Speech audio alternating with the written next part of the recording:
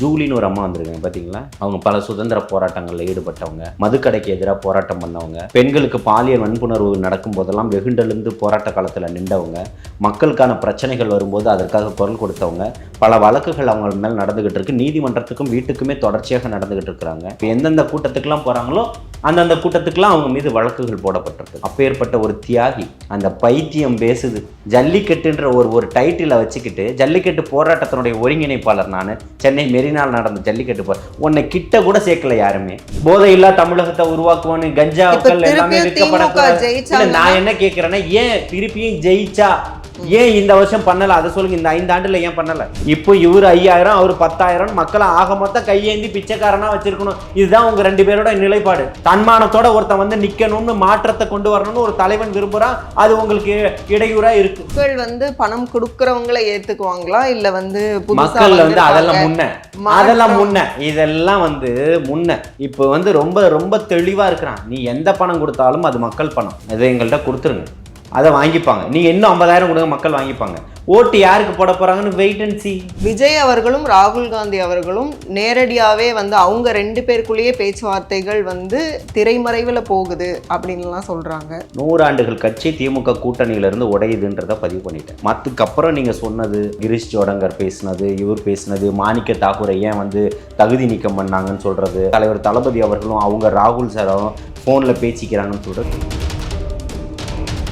விஜயோட வாகனத்தை சுற்றியும் அவ்வளோ பேர் 2 வீலர்ல வராங்க, பாக்குறதுக்கு வந்து டிவில பாக்குறதுக்கு அத காவல்துறை என்ன பண்ணிட்டு இருக்குது அப்படின்னு பயமா இருக்கு. நான் என்ன கேக்குறேன்னா, காவல்துறை தடுக்க வேண்டியதானே? முன்னம்பின்னு காவல்துறை வந்து பாதுகாப்போட அவரை கூட்டிட்டு வர வேண்டியதானே? ஏன் பண்ணல? விஜய் அவர்களோட ஃபேன்ஸ் விஜய் சொன்னாதானே கேட்பாங்க. அவர் சொன்னார் இல்ல, பாக்கலையா நீங்க? அது கடைசியா தான் சொன்னார். அவர் எல்லா இடத்துலயுமே சொல்லிக்கிட்டு தான் இருக்கிறாரு. நீங்க பேசிக்கிட்டு இருக்கும் போதே வெளியில போய் வாழைத்தார புடிச்சிட்டு குரங்கு மாதிரி தூங்குன கூட்டம் அல்ல இந்த கூட்டம். கரும்பு கட்ட திருட மாதிரி திருடிட்டு ஓடின கூட்டம் அல்ல இந்த கூட்டம். அன்பாலையும் அண்ணனை பார்க்கறதுக்காக வந்து நிற்கக்கூடிய கூட்டம். இதை எந்த விலை கொடுத்து வாங்குவீங்க? இந்த கூட்டத்தெல்லாம் எந்த கட்சியினாலும் எந்த கொம்பனாலும் விலை கொடுத்து வாங்கவே முடியாது. அப்பேற்பட்ட பணம் எந்த நாட்டிலையும் அச்சடிக்கப்படலை. இன்க்ளூசிவ் நியூஸ் தமிழ் நேயர்களுக்கு வணக்கம். இன்றைக்கு நேர்காணலில் நம்ம கூட இணைஞ்சிருக்காங்க தாவேக ஆதரவாளர் திரு ஜலீல் அவர்கள். நிறைய கேள்விகள் கேட்க போகிறோம், வாங்க பேசலாம். வணக்கம் சார். வாழ்த்துக்கள். அதாவது விஜய் அவர்களுடைய வேலூர் ஸ்பீச், எப்போவுமே அவர் பேசினதுக்கப்புறம் அவரோட அந்த ஒவ்வொரு சென்டென்ஸையும் டீகோட் பண்ணி நிறைய பேர் பேசுவாங்க. அப்படி வந்து இப்போது ரீசெண்டாக வேலூர் பேசும்போது அந்த குட்டி கதை சொன்னது ஒவ்வொருத்தரும் ஒவ்வொரு பாயிண்ட் ஆஃப் வியூவில் அதை பார்க்குறாங்க. குறிப்பாக வந்து நிறைய பத்திரிகையாளர்கள் வந்து அது ஒரு லாஜிக் இல்லாத கதை, எப்படி வந்து ஃபேண்ட் பாக்கெட்டுக்குள்ளே வந்து கையை விட்டுட்டு வரான் அந்த இளைஞன்னா எப்படி அதுக்குள்ளே புல்லுக்கட்டை வைக்க முடியும், என்ன ஒரு லாஜிக் இல்லாத கதை இது அப்படின்னு கேட்குறாங்க. அதாவது பேண்ட் பாக்கெட்டுக்குள்ளே புல்லு கட்டை விட்டு கையை விட்டுக்கிட்டு வரான். புல்லு கட்டுனாலே இவ்வளோ பெருசாக இருக்கணுன்ற அர்த்தம் இல்லை. ஏங்க ஒரு கை அளவுக்கு ஒரு நீங்கள் ஒரு மாட்டுக்கிட்ட போயிட்டு கிராமப்புறங்களில் நீங்கள் வளர்ந்துருப்பீங்களா இல்லையான்னு தெரியல. கிராமப்புறங்களில் வளர்ந்துருந்தா இல்லை உங்கள் வீட்லேயோ இல்லை உங்கள் பக்கத்துலேயோ ஆடு மாடுகள் வளர்த்துருப்பாங்க. நீங்கள் இவ்வளோ பெரிய புல்லுக்கட்டை கொண்டு போய் மாட்டு மூஞ்சி முன்னாடி நிட்டீங்களா? கொஞ்சம் கையில் எடுத்து காட்டுவீங்களா? இயல்பான பேச்சுக்கு வருவோம். சாதாரணமாக ஒரு வைக்கப்போர் இருக்குது அப்படின்னா அதுலேருந்து எடுப்போம். நான் ஆடு வளர்த்துருக்கேன், கோழி வளர்த்துருக்கிறேன். ஒருங்கிணைந்த நாட்டு எல்லாமே நாட்டு இனங்களாக இருக்கணும்னு அவர் பண்ணையுமே நடத்தின நம்ம 2017 ஜல்லிக்கட்டுக்கு அப்புறம் குறிப்பாக, புரியுதுங்களா? அப்போ இப்போ எல்லாமே காங்கேயம்லேருந்து கிர்லேருந்து எல்லா விதமான வகைகளுமே வச்சுருந்தேன். கொஞ்சம் கையில் எடுத்து காட்டினா அங்கே அவிழ்த்து விட்டோன்னா அங்கே நிற்கக்கூடிய மாடு இங்கே நம்மக்கிட்ட வரும். அது இயல்பு, நம்மக்கிட்ட கூப்பிட்றதுக்காக, புரியுதுங்களா? அதுக்கப்புறம் நீங்கள் ஒரு மலையளவு போடுங்க, அது தேவையான அளவு சாப்பிட போகுது. இதில் நான் என்ன கேட்குறேன், இதை நுணுக்கமாக எடுக்கக்கூடிய பத்திரிகையாளர்கள் 1200 கோடி 20 கோடி ஊழல்றாங்களா, அதையும் எடுக்கலை. அதை எடுக்கக்கூடிய பத்திரிகையாளர்கள் 10 மணிக்கு அப்புறமும் சாராயம் வித்துக்கிட்டு இருக்கிறாங்க தமிழ்நாட்டில்ன்றதை ஏன் கேட்க மறுக்குது அந்த பேனாக்கள்? ஏன் இந்த பெண்களுக்கு பாலியல் கொடுமைகள் தொடர்ச்சியாக நடந்துகிட்டு இருக்கின்றது அந்த பேனாக்கள் ஏன் கேட்க மறுக்குது? முந்தா நாள்ல இருந்து விஓக்கள் வந்து இப்போ வேலை நிறுத்தம் செஞ்சுக்கிட்டு இருக்கிறாங்க தமிழ்நாடு முழுக்க. எதுக்காகன்னு தெரியுமா உங்களுக்கு? பெண் விஓக்களுக்கு வந்து கழிவறை இல்லை அப்படின்னு சொல்லிட்டு இயற்கை உபாதைகளை போகிறதுக்கு கழிப்பதற்கும் அவங்களுக்கு மாதந்தோறும் இது பிரச்சனைகள் இருக்குது. அவங்களுக்கு வந்து இப்போ இருக்கக்கூடிய அலுவலகத்தில் அவங்க இருக்கக்கூடிய வீடு ஒரு இடத்துல இருக்கும், அலுவலகம் அவங்களுக்குன்னு கொடுத்துருப்பீங்க, ஒரு கட்டடம் மட்டும்தான் இருக்குது, ஒரு ரூம் மட்டும்தான் இருக்குது. எத்தனையோ ஆண்கள் தான் வருவாங்க அதிகபட்சமாக சந்திக்கிறதுக்கு. அவங்க அந்த நேரத்தில் எவ்வளோ அவங்களுக்கான ஒரு இடர்பாடுகள் இருக்கும். அதுக்கெல்லாம் மத்தியில் அவங்க அந்த நாட்களை நகர்த்திக்கிட்டு போகணும். எத்தனை நாட்களுக்கு போய் அக்கம் பக்கம் இருக்கக்கூடிய வீட்டில் போயிட்டு அவங்களுடைய இதை பாத்ரூமை பயன்படுத்திட்டு கழிவறைகளை பயன்படுத்திட்டு வருவாங்க. அப்போ இது தெரியாத இந்த திராவிட திமுகவுக்கு, சமூக நீதி பேசக்கூடிய பேனாக்களுக்கு, இந்தியாவினுடைய 4வது தூணாக இருக்கக்கூடிய பத்திரிகை பேனாக்களுக்கு இது தெரியாத, இது எழுதுவதற்கு தெரியாதா? இஷ்யூ பேஸ்ல நிறைய பிரச்சனைகள் வந்து இருக்கு. ஏன் அந்த பேனாக்கள் எழுதல? ஏன் பத்திரிகைகள் அதை எழுதல? இஷ்யூ பேஸ்ல நிறைய இருக்கு. அந்த இஷ்யூஸ் என்ன எடுத்து பேசிட்டீங்க? ராம்குமார் கொலை வழக்குல இருந்து பேசுவோமா?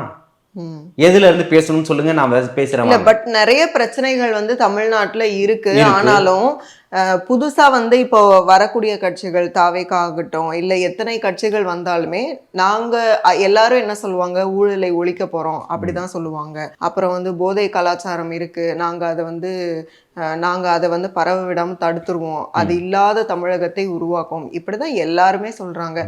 அதிமுகவும் அதை தான் விரும்பும், திமுகவும் அதை தான் விரும்பும். திமுகவும் அதிமுகவும் மட்டும்தான் ஆட்சியில இருக்கணும், தாவேகா வரக்கூடாது. இது என்ன பத்திரிகை பேனா? இது என்ன சமூக நீதி பேனாவா இருக்கு? இது உங்க பார்வையே தப்பா இருக்கே. எந்த பத்திரிகையாளர்களோ சொல்லக்கூடிய இந்த கேள்வியை யார் முன் வச்சாங்களோ அவங்களுக்கு என்னுடைய பதிலா தரேன். நான் என்ன கேட்கிறேன், லஞ்ச லாவணி மற்ற ஆட்சி நிர்வாகம் பண்ணுவோன்னு சொல்றீங்க, ஊழலற்ற நிர்வாகம் இருக்கும், கையூட்டு வாங்க மாட்டோம்னு சொல்றீங்க, ஐஏஎஸ் சகாயம் எழுதி போட்டது போல லஞ்சம் தவிர நெஞ்சம் நிமிர்ன்ற வாசகத்தோட பயணிப்போம் சொல்றீங்க, பாலியல் வன்புணர்வு ரவுடித்தனம் இருக்காதுன்னு சொல்றீங்க, இருக்கக்கூடிய மக்கள் துன்பப்பட மாட்டாங்கன்னு சொல்றீங்க, யாரும் வந்து கையேந்தக்கூடிய சூழல் வராதுன்னு சொல்றீங்க, இருக்கக்கூடிய மாணவர்களுக்கு பள்ளி வந்து கல்வி வந்து சிறந்த முறையில் இருக்குன்னு சொல்றீங்க, இருக்கக்கூடிய ஆசிரியர்களோ இப்போ இருக்கக்கூடிய அரசு ஊழியர்களோ தொடர்ச்சியாக போராட்டத்தில் ஈடுபட மாட்டாங்க, எல்லாரையுமே கண்ணியத்தோடு நடத்தப்படுவாங்க, அவர்களுக்கான தேவை அந்த 9 அம்ச கோரிக்கைகளும் நிறைவேற்றப்படும்னு சொல்லுவீங்க. புரியுதுங்களா? இந்த புதிய ஓய்வூதிய கொள்கை இல்லை பழைய ஓய்வூதிய கொள்கை மூலமா அதையும் கொடுப்போம்னு சொல்லுவீங்க. இதையெல்லாம் சொல்றீங்கன்னா திருப்பி நீங்க தானே ஜெயிச்சிருக்கணும். போதை இல்லா தமிழகத்தை உருவாக்குவோன்னு கஞ்சாக்கள் எல்லாமே விற்கப்படக்கூடாது. நான் என்ன கேட்கிறேன்னா, ஏன் திருப்பியும் ஜெயிச்சா ஏன் இந்த வருஷம் பண்ணல? அதை சொல்லுங்க. இந்த 5 ஆண்டுல ஏன் பண்ணல? இந்த 5 ஆண்டு ஏன் பண்ணல உங்க சமூக நீதி? போன 10 ஆண்டுகள்ல ஏன் எடப்பாடி பண்ணல? இப்போ இவர் 5000 அவர் 10,000 மக்களை ஆக மொத்தம் கையேந்தி பிச்சைக்காரனா வச்சிருக்கணும். இதுதான் உங்க 2 பேரோட நிலைப்பாடு. தன்மானத்தோட ஒருத்தன் வந்து நிக்கணும்னு மாற்றத்தை கொண்டு வரணும்னு ஒரு தலைவன் விரும்புறான், அது உங்களுக்கு இடையூறா இருக்கு. அவர்தான் ஜெயிக்க போறாரு இல்லையோ, ஆனா மக்கள் வந்து பணம் கொடுக்கறவங்களை ஏத்துக்குவாங்களா இல்ல வந்து மக்கள் வந்து அதெல்லாம் முன்ன இதெல்லாம் வந்து முன்ன இப்போ வந்து ரொம்ப ரொம்ப தெளிவா இருக்கிறான். நீ எந்த பணம் கொடுத்தாலும் அது மக்கள் பணம், அதை எங்கள்கிட்ட கொடுத்துருங்க, அதை வாங்கிப்பாங்க. நீங்க இன்னும் 50,000 கொடுங்க, மக்கள் வாங்கிப்பாங்க. ஓட்டு யாருக்கு போட போறாங்கன்னு வெயிட் அண்ட் சி, வெயிட் பண்ணி பாருங்க. காங்கிரஸ் டிவிகே அலையன்ஸ் இப்போ இன்னைக்கும் சரி, நேத்துல இருந்தே அந்த கிரீஷ் சோடங்கர் பேசினதுக்கு அப்புறத்துல இருந்து ஷியோரா வந்து டிஎம்கேவை விட்டு காங்கிரஸ் வெளியில வருதுங்கிற மாதிரி ஒரு டோன்ல நியூஸ்லாம் வருது, பிரேக்கிங்ஸ் வருது, தொடர்ச்சியா இப்போ வரைக்கும் வந்துகிட்டே இருக்கு. ஸோ விஜய் அவர்களும் ராகுல் காந்தி அவர்களும் நேரடியாகவே வந்து அவங்க 2 பேருக்குள்ளேயே பேச்சுவார்த்தைகள் வந்து திரைமறைவில் போகுது அப்படின்லாம் சொல்கிறாங்க. ஸோ அதை பற்றி ஏதாவது டீகோட் பண்ண முடியுமா, இல்லை உள்ளே இருக்கிற ஏதாவது ஒரு ரகசியத்தை சொல்ல முடியுமா? எப்போ காங்கிரஸ் டிவிக்கே கூட்டணி? அதாவது உங்களுடைய இதுலேயே வந்து வலைதளங்கள்லேயே நான் வந்து ஏற்கனவே முன்னாடியே சொல்லிட்டேன், இந்த திமுக கூட்டணி உடையும் திமுக கூட்டணி உடையும்ன்றத நான் தெளிவாக பதிவு பண்ணிட்டேன். 100 ஆண்டு கட்சின்றதையும் சொல்லிட்டேன். சொன்னா இல்லையா? 40 ஆண்டுகள் கட்சி, 25 ஆண்டுகள் கட்சின்னு குறிப்பிட்டேனா? 100 ஆண்டுகள் கட்சி திமுக கூட்டணியிலிருந்து உடையுதுன்றதை பதிவு பண்ணிட்டேன். மற்றதுக்கப்புறம் நீங்கள் சொன்னது, அவர் கிரீஷ் சோடங்கர் பேசினது, இவர் பேசினது, மாணிக்க தாகூரை ஏன் வந்து தகுதி நீக்கம் பண்ணாங்கன்னு சொல்கிறது, இவங்க 2 பேரும் தலைவர் தளபதி அவர்களும் அவங்க ராகுல் சாரும் ஃபோனில் பேசிக்கிறாங்கன்னு சொல்கிறது கற்பனைக்கு எட்டாததுக்கெல்லாம் நான் பதில் சொல்ல முடியாது. புரியுதுங்களா? நான் இன்று நேத்தல்ல, இன்னைக்கு நானும் திருப்பியும் சொல்றேன், தகவல்கள் 1000 வந்துகிட்டு இருக்கும். புரியுதுங்களா? தகவல்கள் வந்துகிட்டு இருக்கும். சிபிஐ வந்து பகிரங்கமா கேக்குது, கோர்ட்டு கேக்குது. சிபிஐ ஏன் குற்றவாளியின் பேராம நேருவினுடைய பெயரை இன்னும் சேர்க்காம வச்சிருக்கீங்கன்னு உறுதிப்படுத்தப்பட்டது தானே. ஏன் அதை பத்தி பேச மாட்டேன்றோம்? பிரமாண பத்திரம் தாக்கல் பண்ணுங்க, என்ன ஆட்சி முறையை பண்ணிக்கிட்டு இருக்கீங்க, நீ 10,000 கொடுப்பேன், அவர் 5,000 கொடுத்துருக்கிறேன்றாரு, மாதந்தோறும் இதை கொடுப்பேன் அதை கொடுப்போன்றீங்க, ஆட்சி நிர்வாகத்தில் பணம் இல்லை, உங்களுடைய ஆட்சி முறை என்ன, பிரமாண பத்திரத்தை தாக்கல் பண்ணுங்கன்னு சொல்றாங்க. பிரமாண பத்திரத்தை நீங்க எங்க தாக்கல் பண்ண போறீங்க? இப்போ அடுத்த வாரம் தேர்தல் தேதியை அறிவிச்சிட போறாங்க, டிமிக்கி கொடுத்துட்டு ஓட போறீங்க, வேற என்ன பண்ண போறீங்க? அப்போ உச்ச நீதிமன்றம் கேள்வி கேட்டிருக்கு. 9 மாநிலங்கள்ல நிலைமை கட்டுக்கோப்புல இல்ல, சரியான நிர்வாகத்திறன் இல்ல, அதெல்லாம் பாதாளத்துல போய்கிட்டு இருக்குன்னு சொல்லியிருக்கு. இப்ப நீங்க எங்க இருந்து கடன் வாங்க போறீங்க? நிர்வாகத்திறன் இல்லைன்னு கொடுத்திருக்கு 9 மாநிலங்கள்ல. எவ்வளவு கடன் இருந்தாலுமே 5,000 அப்படின்னு கொடுக்குறாங்க, 10,000ன்னு அறிவிக்கிறாங்க. அது எப்படி பாசிபிள் இருக்கிறதுனால தானே. இல்லை, நான் என்ன கேட்குறேன்னா, அப்போ உங்களுக்கான உணர்வுகள் இல்லை, உங்களுக்கான வெறி தான் இந்த இடத்துல இருக்கு. ஜெயிக்கணும்ன்ற வெறி இருக்கு, உணர்வுகள் இல்லை. உணர்வு பூர்வமாக மக்கள் ஒரு மிகப்பெரிய ஒரு பெரிய கோட்டையை கட்டி எழுப்பிட்டான். நீ பணம் காசு எதுவுமே கொடுக்கலனாலும் சரின்னு தமிழ்நாடு முழுக்க எல்லா மாவட்டங்கள்லையுமே இன்னைக்கு கூட்டம் கட்டுக்கடங்காமல் போய்கிட்டு இருக்கு. கூட்டம் போட்டு ஒருத்தர் போதும் வராதிங்கன்னு சொன்ன அரசியல் வரலாற்றில் ஒரு கூட்டத்தை சொல்லுங்க. பெரியார் காலத்துல இருந்தே நீங்க எடுத்து பேசுங்க. சொல்ல முடியுமா உங்களுக்கு? ஆனாலும் விஜயோட வாகனத்தை சுற்றியும் அவ்வளோ பேர் 2 வீலர்ல வராங்க, பாக்குறதுக்கு டிவில பாக்குறதுக்கே அத காவல்துறை என்ன பண்ணிட்டு இருக்குது அப்படின்னு பயமா இருக்கு. நான் என்ன கேக்குறேன், அத காவல்துறை தடுக்க வேண்டியதானே? முன்னும் காவல்துறை பாதுகாப்போட அவரை கூட்டிட்டு வர வேண்டியதானே? ஏன் பண்ணல? விஜய் அவர்களோட ஃபேன்ஸ் விஜய் சொன்னாதானே கேட்பாங்க. அவர் சொன்னார்ல, பாக்கலையா நீங்க? அது கடைசியா தான் சொன்னார். அவர் எல்லா இடத்துலயுமே சொல்லிக்கிட்டு தான் இருக்கிறாரு, எல்லா இடத்துலையும் சொல்லிக்கிட்டு தான் இருக்கிறார். இப்போ அடுத்த இடத்துல மக்கள் சந்திப்புக்கு போனால் இவங்க சொன்னதை கேட்டுட்டு உட்காந்துருவாங்கன்னு நினைக்கிறீங்களா? அது அவனுடைய உணர்வு வெளிப்படுத்துறான். இங்கே நீங்கள் கூட்டம் நடத்தி முடிக்கும் போது டாஸ்மாக் கடையில் போய் கும்பலாக நின்றுகிட்டு இருந்த கூட்டம் இல்லை இந்த கூட்டம். உங்களுடைய டிஷர்ட்டை போட்டு அப்படி வரும்போது நீங்க சாப்பாடு ஆக்கிறதுக்கு முன்னாடி, பிரியாணி ஆக்கி போடுறதுக்கு முன்னாடி கறி அள்ளி கொண்டு போன கூட்டம் அல்ல இந்த கூட்டம். நீங்க பேசிக்கிட்டு இருக்கும் போதே வெளியில போய் வாழைத்தார பிடிச்சி குரங்கு மாதிரி தூங்குன கூட்டம் அல்ல இந்த கூட்டம். கரும்பு கட்ட திருட மாதிரி திருடிட்டு ஓடின கூட்டம் அல்ல இந்த கூட்டம். அன்பாலையும் அண்ணனை பாக்குறதுக்காக நிக்கக்கூடிய கூட்டம். இதை எந்த விலை கொடுத்து வாங்குவீங்க? இந்த கூட்டத்தெல்லாம் எந்த கட்சியினாலும் எந்த கொம்பனாலும் விலை கொடுத்து வாங்கவே முடியாது. அப்பேற்பட்ட பணம் எந்த நாட்டிலையும் அச்சடிக்கப்படல. பல முறை நான் பதிவு செஞ்சிருக்கிறேன். இது காசுக்காக வரக்கூடிய கூட்டம் அல்ல, காசுக்கு சாப்பாட்டுக்கு சாராயத்துக்காக வரக்கூடிய கூட்டமா?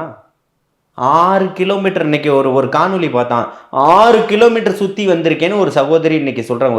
ஒரு ரீல்ஸ்ல ஒரு பத்திரிகையாளர் கேட்கிறார், உங்களை போன்ற சமூக ஊடகங்கள் கேட்குது. அப்ப அந்த ஊடகங்களுடைய கேள்விக்கு 6 கிலோமீட்டருக்கு முன்னாடி பிளாக் பண்றாங்க.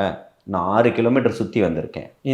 இந்த முறை நான் வாக்குகளை மாற்றி தான் போட போகிறேன். அவங்களுக்கு எப்படி பார்த்தாலும் குறைஞ்சபட்சம் ஒரு 40-45 வயது இருக்கும் அந்த சகோதரிக்கு. அவங்கள முதல் தலைமுறைன்னு சொல்லிடுவீங்களா? ரசிகர் கூட்டம்னு சொல்லுவீங்களா? அப்புறம் நிறைய கூட்டம் கூடுது, ஆனாலும் அதில் எவ்வளோ பேருக்கு ஓட்டு இருக்குன்னு பார்த்தா அது ரொம்ப கம்மியாக தான் இருக்கும். விஜய்க்கு வரக்கூடிய கூட்டம் அப்படிதான் இருக்கு. 50-100 பேருக்கு இருக்குமா ஓட்டு? சொல்லுங்க பரவாயில்ல. விமர்சனங்கள் கமெண்ட்ஸ்ல மக்கள் பதில் சொல்லுவாங்க. நிகழ்வை பார்க்குறேன், கூட்டம் 5000 பேருக்கு கொடுத்துருந்தது, அதில் என்ன ஒரு 500 பேருக்கு ஓட்டு இருக்குன்னு நம்புறீங்களா? நீங்கள் சொல்லுங்க, நான் ஏற்றுக்கிறேன். என்ன சொல்ல வரீங்க? இல்லை, அவரை ஃபாலோ பண்ணி வரவங்களாகட்டும், விஜய் பார்க்கணும்னு வரவங்களாகட்டும், எல்லாரும் யங்ஸ்டர், எல்லாம் 8வது 10வது படிக்கிற பசங்க, யாருக்கும் ஓட்டுரிமை இல்லாத நிறைய பேர் நீங்கள் போய் பார்த்தீங்க கூட்டத்துக்கு வராங்க அப்படின்னு சொல்லுங்க. நீங்கள் போய் பார்த்தீங்களான்னு கேட்குறேன். நான் போய் பார்க்கல. பார்த்த மடையை யாரோ சொல்லுங்கன்னு கேட்குறேன். யங்ஸ்டர்ஸ் நிறைய பேர் இருக்காங்க, சில்ட்ரன் நிறைய பேர் வராங்க. எத்தனை பேர் வராங்க? நான் என்ன கேட்குறேன்னா, பெரியவங்களுக்கு தான் பாஸ். நல்லா புரிஞ்சுக்கங்க, பெரியவங்களுக்கு. நீ குழந்தைய கூட்டிட்டு வரேன்னா அதெல்லாம் குழந்தையெல்லாம் சின்ன கை குழந்தைகளை தூக்கிட்டு வருவதில்லை. நீங்க 5வது படிக்கிற பசங்க, 8வது படிக்கிற பசங்க, 10வது நாட் ஒன்லி வேலூர் கூட்டம், பொதுவாவே விஜய்க்கு கூட்டம் வருதுன்னு நீங்க எல்லாம் சொன்னா கூட, கூட்டம் வர்றதுல எத்தனை பேருக்கு ஓட்டு இருக்கு அப்படின்னு பார்த்தா அதை பத்தி யாரு கவலைப்படணும்? அது யாருக்கான கவலை அளிக்கக்கூடிய விஷயமா இருக்கணும்? விஜய் அவர்களுக்கு, அவங்களுக்கு தானே இருக்கும். நீ ஏன் இப்போ அந்த பக்கம் காசு வாங்கிட்டு இங்கே ஒரு பொண்ணு பேசிக்கிட்டு இருக்குதுல்ல? இப்போ எப்படி விவேகானந்தர் ஒரு பயணம் போனப்போ நிவேதிதான்னு ஒரு அம்மா கூட போனாங்க. அவருடைய கொள்கையை ஏற்று அவருடைய இதை பரப்புவதற்காக பயணம் செஞ்சாங்க. நீங்கள் படிச்சிருப்பீங்கன்னு நினைக்கிறேன். விவேகானந்தர் போகும்போது அவருடைய போதனைகள், அறிவுரைகள் அவங்க எல்லாமே ஏற்றுக்கிட்டு அவங்களும் ஒரு பெரிய போதகராக மாறுறாங்க. அவருடைய அறிவுரைகளை கேட்குறாங்க, அவருடைய அறிவுரைகள்லாம் பரப்புகிறாங்க நிவேதிதான்ற அம்மா. அதுக்கடுத்து இப்போ ஜூலின்னு ஒரு அம்மா வந்திருக்காங்க, பார்த்தீங்களா?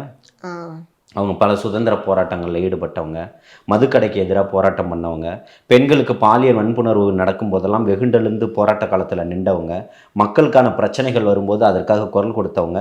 பல வழக்குகள் அவங்க மேல் நடந்துகிட்டு இருக்கு. நீதிமன்றத்துக்கும் வீட்டுக்குமே தொடர்ச்சியாக நடந்துகிட்டு இருக்கிறாங்க. அரசு ஊழியர்கள் தொடர்ச்சியான போராட்ட காலத்தில் இருக்கும்போது அதுக்காக போய் முன்னணியில் நின்று உங்கள் சகோதரியாக நான் உங்களுக்காக களத்தில் நிற்கிறேன்னு சொல்லி களத்தில் நின்ன சகோதரி அவங்க மீது ஏகப்பட்ட போகக்கூடிய அவங்க எந்தெந்த கூட்டத்துக்கெல்லாம் போகிறாங்களோ அந்தந்த கூட்டத்துக்கெல்லாம் அவங்க மீது வழக்குகள் போடப்பட்டிருக்குது. அப்பேற்பட்ட ஒரு தியாகி அந்த பைத்தியம் பேசுது. ஜல்லிக்கட்டுன்ற ஒரு டைட்டிலை வச்சுக்கிட்டு ஜல்லிக்கட்டு போராட்டத்தினுடைய ஒருங்கிணைப்பாளர் நான், சென்னை மெரினால் நடந்த ஜல்லிக்கட்டு உன்னை கிட்ட கூட சேர்க்கல யாருமே. எங்கேயோ ஒரு மூலையில் நின்று ஒரு கோஷத்தை போட்டுட்டு பல லட்சக்கணக்கான பேர் கூடினாங்க அந்த கூட்டத்தை. அதுக்கப்புறம் எத்தனை சிபிசிஐனுடைய வழக்குகளை நான் எதிர்கொண்டிருக்கிறேன், எத்தனை இப்போ காவல்துறையினுடைய வழக்குகளை எதிர்கொண்டிருக்கிறேன், விசாரணைக்கு ஆஜராயிருக்கிறேன். நீ எங்கேயோ ஒரு இடத்துல வந்தியான்னு காட்டு. நீ ஒரு விளம்பரம் தேடுவதற்காக ஒரு தொலைக்காட்சியில் வந்து நடிப்பதற்காக திட்டமிட்டு நடத்தப்பட்ட ஒரு விஷயம். அது எப்படியெல்லாம் பரப்பப்பட்டு கடைசியில் ஒரு தனியார் தொலைக்காட்சியில் போயிட்டு இந்த பிக் பாஸ் நிகழ்ச்சியில் போய் கலந்துக்கிட்ட. பிக் பாஸ் நிகழ்ச்சியில் கலந்துக்கிட்டவொன்னே ஜல்லிக்கட்டு ஜூலினாங்க. விஜய் டிவி முற்றுகை போராட்டம் நடத்துவதற்காக தயாராகி போனவன் நான். அப்புறம் அதனுடைய மேலாளர் வந்து என்னை தொடர்பு கொண்டு இது வந்து ரெக்கார்டட் ப்ரோக்ராம், 48 மணி நேரம் நாங்கள் இதை ரெக்கார்ட் பண்ணி தான் இந்த ப்ரோக்ராமை போட்டுக்கிட்டு இருக்கிறோம், எங்களுக்கு 48 மணி நேரம் நீங்கள் அவகாசம் கொடுங்க, ஜல்லிக்கட்டுன்ற வார்த்தையை நாங்கள் இனிமேல் பயன்படுத்த மாட்டோம், ஜல்லிக்கட்டு ஜூலின்னு நாங்கள் இனிமேல் சொல்ல மாட்டோம்னு சொல்லி அந்த அஷூரன்ஸை கொடுத்தாங்க. அப்போ நீ ஒரு போராட்டத்தில் கலந்துக்கிட்டதை நான் ஜல்லிக்கட்டு போராட்டத்துக்கு அப்புறம் கலந்துக்கிட்டதுக்கப்புறம் தமிழகத்தில் என் மீது எத்தனை வழக்குகள் போடப்பட்டிருக்குன்றத உளவுத்துறையிட்ட கேளுங்க சொல்லுவாங்க. இருக்கக்கூடிய சக தோழர்கள் சொல்லுவாங்க. மே 17 இயக்கத்தினுடைய ஒருங்கிணைப்பாளர் அண்ணன் திருமுருகன் காந்தியாக இருக்கட்டும், எத்தனையோ ஐயா இன்னைக்கு நல்லக்கண் அவர்கள் மறைந்துட்டாங்க, அவர்களுடைய இதாக இருக்கட்டும், எத்தனை கம்யூனிஸ்டுகள் தோழர்கள் எத்தனை பேர் இருக்கிறாங்க, எதிர்கட்சியாக இடதுசாரிகள் எத்தனை பேர் இருக்கிறாங்க, கம்யூனிஸ்டுகள் தோல் அண்ணன் மகேந்திரன் சொல்லட்டும், ஜலீல் யாருன்னு தெரியாதுன்னு சொல்லட்டும், அண்ணன் திருமா சொல்லட்டும், அண்ணன் வன்னியரசு சொல்லட்டும், களத்தில் நிற்கிற மக்களுக்காக போராடுறோம். மக்கள் சொல்லட்டும்.